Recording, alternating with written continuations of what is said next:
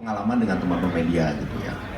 Jadi kita rancang kegiatannya 2 hari. Hari ini kita lebih banyak di klasikal seperti ini ya, akan mendapatkan ceramah-ceramah, pembekalan, pengetahuan terkait dengan tadi disampaikan ya, survival dasar. Survival itu bagaimana kita bertahan hidup di area-area yang suplai logistiknya terbatas gitu ya, itu survival. Kemudian penanganan konflik di daerah konflik, ini adalah pembekalan bagaimana apabila teman-teman ini ditugaskan di area yang ada potensi bahaya. Sniper adalah dengan moto senyap mematikan. Jika Anda senyap menghasilkan, betul nggak? Bener kan? Nah, kalau kami senyap mematikan tapi Anda senyap menghasilkan. Nah, menghasilkan produk, menghasilkan informasi, menghasilkan gambar, menghasilkan apapun itu untuk dipublikasikan. Itu tugasnya dari kita berdua. Nah, karena kita berdua, kenapa? Kami dari pihak TNI Pasgat, sedangkan Anda dari pihak wartawan, nanti kita akan combine, ya, akan latihan bersama. Seperti apa sih, pernah nggak meliput berita di bawah desingan peluru? Belum pernah. Nanti ada sensasinya. Bagaimana Anda merasakan gopoh, ya kan? Harusnya Anda belok ke kiri, ternyata belok ke kanan. Mereka sedang meliput, situasinya sama seperti tadi, akhirnya terjadi situasi. Kendaraan mereka 2.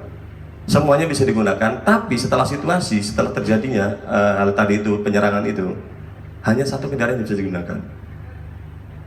Besok akan kita praktekkan mengurangi kendaraan. Nanti akan saya gambarkan juga kendaraan seperti apa. Ya.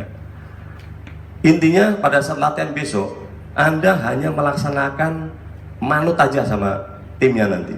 Tugas Anda cuma 1, yaitu nurut. Ya. Yang kedua, berlindung dan bersembunyi. Cuma itu 2.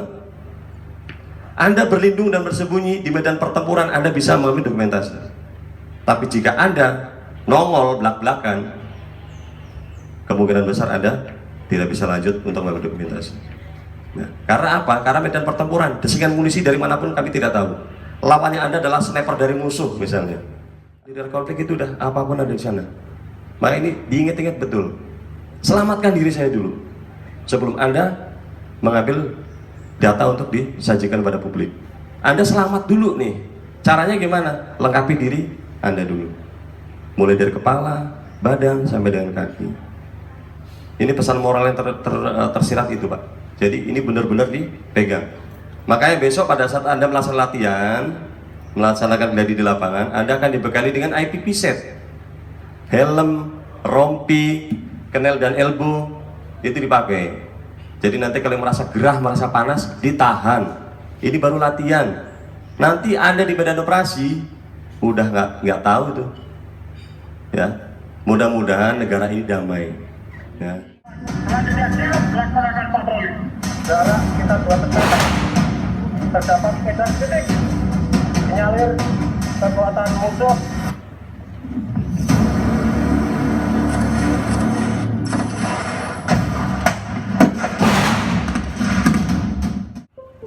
Mohon izin, Kadis Tendau yang kami hormati, para perwira senior. Selamat pagi. Masih semangat ya. Baik, pada pagi hari ini kita akan lanjutkan lagi. Tadi sudah dari pelatih Amin mengenai kegiatan nanti pas Anda patroli kendaraan. Kita langsung lanjut ke materi berikutnya, adalah tentang pengenalan perlengkapan dari mulai body armor sampai ke senjata yang nanti akan dibawa saat Anda melakukan kegiatan patroli kendaraan, ya, seperti itu. Nah, di sini ada namanya senjata Six Hour, CQB, Close Quarter Combat. Jadi di sini speknya seharusnya digunakan untuk area-area terbatas, ya. Ini ada pucuknya seperti ini, rekan-rekan. Ya. Dari mulai SLT, kemudian Six Hour, sniper, GPMG, kemudian pistol sudah.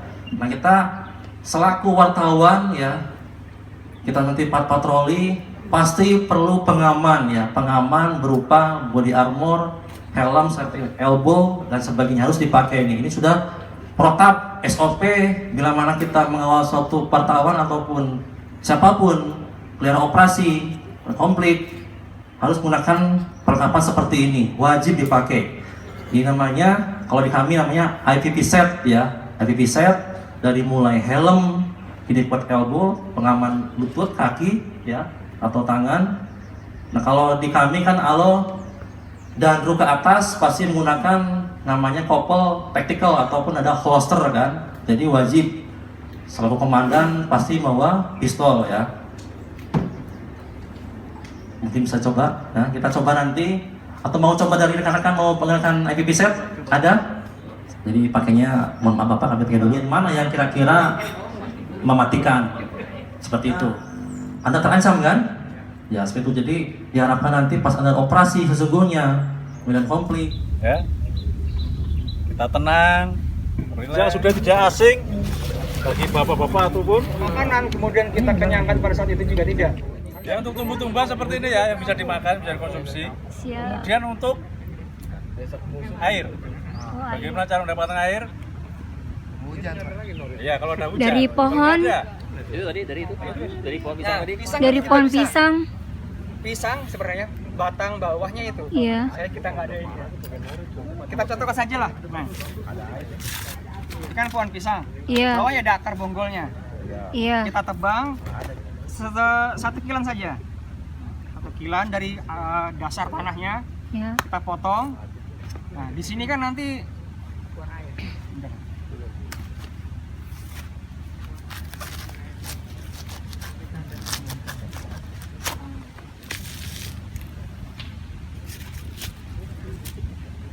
ketemu apa ya, bonggolan sampai bentuknya kayak ubi lah. Nah, itu kita keruk dulu sampai bentuk cekukan mangkok. Kita diamkan dulu, nanti ngumpul airnya. Itu air pertama jangan diminum, kita simpan aja, itu untuk obat biasanya. Itu untuk obat saja kita simpan. Nah kemudian air yang kedua, resapan yang kedua, nah itu baru yang agak jernih, agak sedikit tidak berasa sepet lah, itu bisa kita masak. Tapi tidak banyak memang, paling 1 gelas atau setengah gelas seperti itu. Ada kantong seperti pipi tembem lah di pinggir kanan kiri agak belakang seperti ini. Ini berbisa ini. Ini tempat penyimpanan bisanya. Lihat dari televisi kepalanya. Kemudian ekornya. Ekornya ada ruasnya cuma 1 dia. Di bentuknya.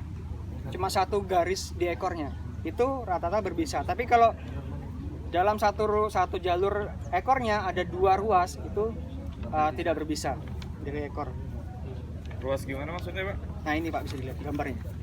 Nanti kita lihat di ekor situ juga ada. Oh, ini dibaliknya Pak? Nah ini, bukan ini ekor, ya di bawah ekornya. Ini kan ruasnya kan, iya, ya. Kalau ini cuma 1 ruas, ini berbisa ini. Betul.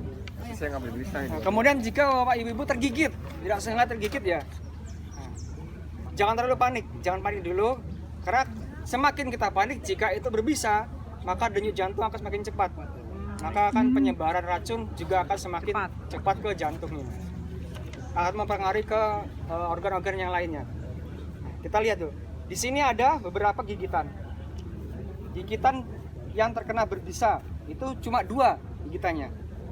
Karena rata-rata ular berbisa itu cuma menggunakan taringnya saja untuk melumpuhkan mangsanya. Itu 2. Jika gigitannya banyak dan bergerigi ini, nah itu tidak berbisa, karena rata-rata hewan yang tidak ular tidak berbisa itu melumpuhkan mangsanya, yaitu lihat gigitan kemudian lilitan seperti itu. Dia menggigit kemudian melilit. Tapi kalau ular berbisa rata-rata menggigit saja, karena dia senjatanya di bisanya tersebut. Jadi identifikasinya seperti itu. Kemudian cara pengolahannya ambil kurang lebih 1 jengkal ya dari kepalanya yang berbisa nih, mau berbisa ataupun tidak, itu untuk antisipasi kita. Kalau kita nggak tahu itu berbisa atau tidak, kita ambil 1 jengkal dari kepala. Ya, Yang ujungnya apa dari? ya pangkal inilah kepalanya 1 jengkal. Terus kalau ketemu ular jangan coba-coba. Wah, ini saya udah biasa nih megang ular itu kan. Nah, hargai hidup kita, ya, kita survive, hargai hidup kita. ketemu ular kira-kira mau konsumsi, ketemu tongkat bisa langsung digebuk bisa. Kalau mau ditangkap pegang kepalanya, nggak usah nyoba-nyoba, sok berani lah istilahnya kan seperti itu ya. Kita menghargai hidup kita sendiri untuk bertahan hidup. Oke? Jika kita kan kita lebih ke keamanan ya. Mungkin kalau profesional silakan ambil ular langsung profesional mungkin ya, udah ahli. Tapi kalau kita yang mungkin pelatihan juga kurang ataupun kita cuma sekedar mendapatkan informasi, nah, lebih amannya gunakan tongkat saja. Tongkat. Kalau emang dibunuh di situ ya bunuh aja langsung nggak apa-apa. Bisa digebuk atau gimana. Yang penting bisa untuk mempertahankan hidup kita. Kita konsumsi, kita bisa bertahan hidup. Ini ada ubi ataupun singkong. Ular itu isinya kelinci, kodok. Singkong yang akan kita bakar nanti di sini. Oh, singkong tuh, Pak. Oh, goyang itu, Pak. Goyang ini. Singkongnya goyang, ayo bangun. Iya. Ubi ikatnya rapat. Ini ubinya TNI ini. Tadinya digembok, takut ada yang nyolong ubinya. Oh gitu. Takut ada yang nyolong. Apa ya? Duh. Ayo tebak apa yuk? Ton nih. Ton tuh. Ayo. Iya. Gede banget. Ay buset gede banget. Nah ini Pak. Ih, lagi bertelur kah itu? Kayaknya ganti kulit dia males. Iya. Ganti kulit males. Habis dia makan Kalau itu. posisi lagi seperti Pak es gini, jangan dari depan. Itu siap matok tuh, udah siap. Ternyerang dia. Kalau posisi es jangan. Kemudian saat mau nangkep jangan dari depannya ya, misalkan dari belakang.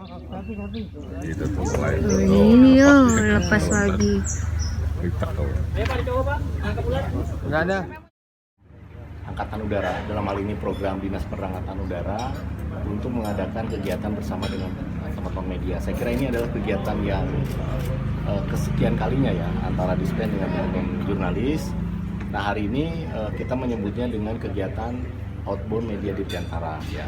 Kemudian ini sebenarnya ide kegiatannya adalah bagaimana kita menjalin hubungan silaturahmi kami di Dispen dengan teman-teman jurnalis ya. Ini salah satu kegiatan.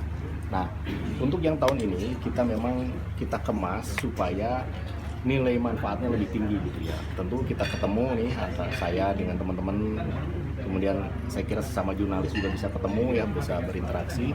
Nah, untuk yang kali ini kita kemas untuk bisa juga nambah nilai tambah. Nilai tambahnya apa ya? Kita berikan pengetahuan dan juga keterampilan pada saat rekan-rekan ditugaskan untuk meliput di daerah konflik.